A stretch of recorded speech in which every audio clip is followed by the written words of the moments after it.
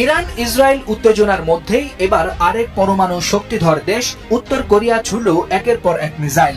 শুধু মিসাইল ছুড়েই থেমে থাকেনি পিয়ংইয়ং, সরাসরি সমর্থন জানিয়েছে তেহরানকে।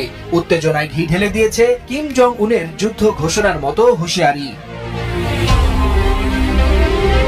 বৃহস্পতিবার সকালে উত্তর কোরিয়ার রাজধানী পিয়ংইয়ং এর সুনান থেকে একযোগে ছোড়া হয় 10টিরও বেশি মাল্টি লঞ্চার মিসাইল। গন্তব্য উত্তর পশ্চিম আকাশপথ। দক্ষিণ কোরিয়ার সামরিক বাহিনী জানায় এগুলো স্বল্প পাল্লার ব্যালিস্টিক মিসাইল, যা জাতিসংঘের রেজুলেশনের সরাসরি লঙ্ঘন।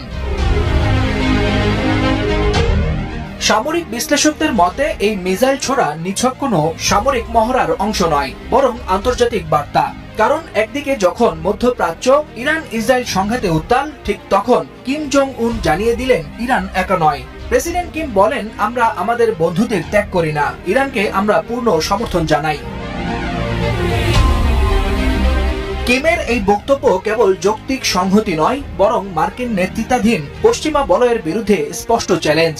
উত্তর কোরিয়া নিজেদের সেনাবাহিনীকে যুদ্ধ প্রস্তুতির সর্বোচ্চ স্তরে রাখার ঘোষণা দিয়েছে, যা বিশ্বব্যাপী উদ্বেগ বহুগুণে বাড়িয়েছে বলে মনে করছেন সমর বিশ্লেষকরা।